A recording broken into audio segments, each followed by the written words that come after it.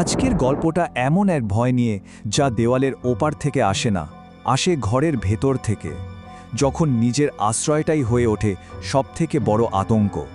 ভাবুন তো, গভীর রাত, চারদিক একদম শুমশাম, কোনো সাড়া শব্দ নেই। মাঝে মাঝে দূর থেকে ভেসে আসা গাড়ির আওয়াজ রাতের নীরবতাকে যেন আরও বাড়িয়ে দিচ্ছে। আর ঢাকার মতো একটা ব্যস্ত শহরেও কিছু কিছু পুরনো ফ্ল্যাট থাকে, যার দেয়ালের আড়ালে অনেক চাপা কথা, অনেক দীর্ঘ শ্বাস জমে থাকে, যা শোনার মতো কেউ নেই। আর আমাদের গল্পের চরিত্র, সেও এমনই এক ফ্ল্যাটের নতুন বাসিন্দা। সে তো ভাবছিল এখানে সে একা, কিন্তু সে জানতো না কি ভয়ঙ্কর একটা ভুল সে করতে চলেছে। সে একা ছিল না, কখনোই না।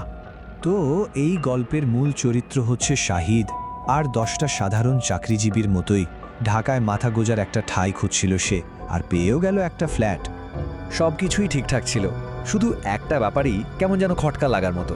মানে ঢাকার এই এলাকায় এত কম ভাড়ায় ফ্ল্যাট, অবিশ্বাস্য।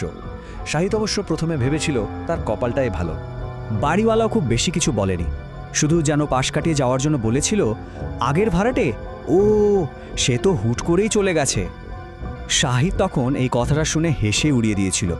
মানুষও যে কত অদ্ভুত হয়। কিন্তু সে কি করে জানবে যে এই ফ্ল্যাটের দেয়ালগুলো একবার কাউকে পেলে তাকে আর বেরোতে দেয় না? তো প্রথম কয়েকটা দিন বেশ ভালোই কাটছিল। নতুন ফ্ল্যাট, নতুন করে সব গোছানো, কিন্তু এই শান্তিটা বেশি দিন টিকল না। এক রাতেই সব ওলটপালট হয়ে গেল। রাত তখন ঠিক 2:17। শাহিদ গভীর ঘুমে আচ্ছন্ন। ঠিক তখনই একটা অদ্ভুত শব্দে ওর ঘুমটা ভেঙে গেল। খুব আস্তে, কিন্তু শব্দটা এত পরিষ্কার যে রাতের এই নিস্তব্ধতায় কানের ভেতর গিয়ে বিঁধছে। টুপটুপ। আর শব্দটা থামছেই না, একটানা হয়েই চলেছে। মাঝরাতে এই বিরক্তিকর শব্দে মেজাজটাই খারাপ হয়ে গেল শাহিদের। সে বিছানা ছেড়ে উঠল।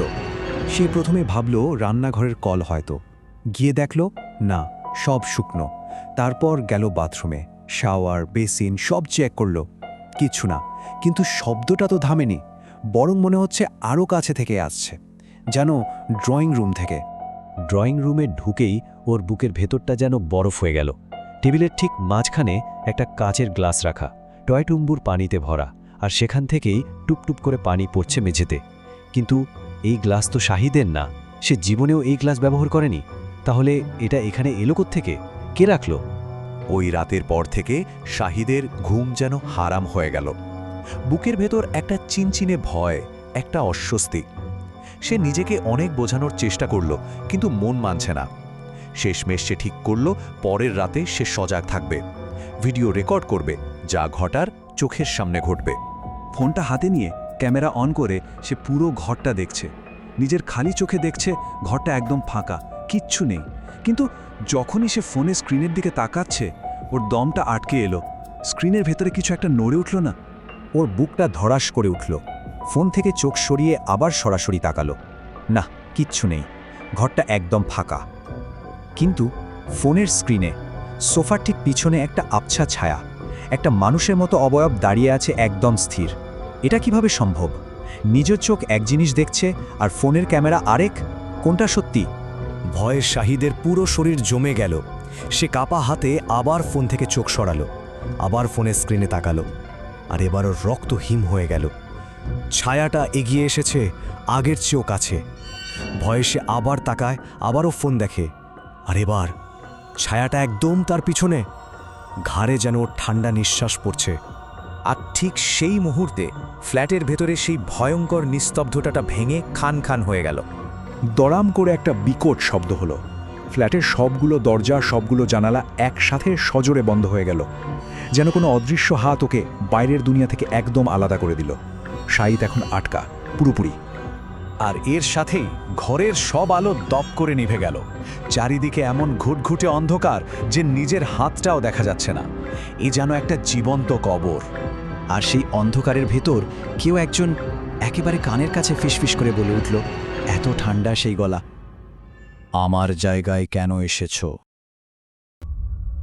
পরদিন সকালে যখন পুলিশ দরজা ভেঙে ভেতরে ঢুকল, ঘরটা ছিল অদ্ভুত রকম শান্ত আর গোছানো।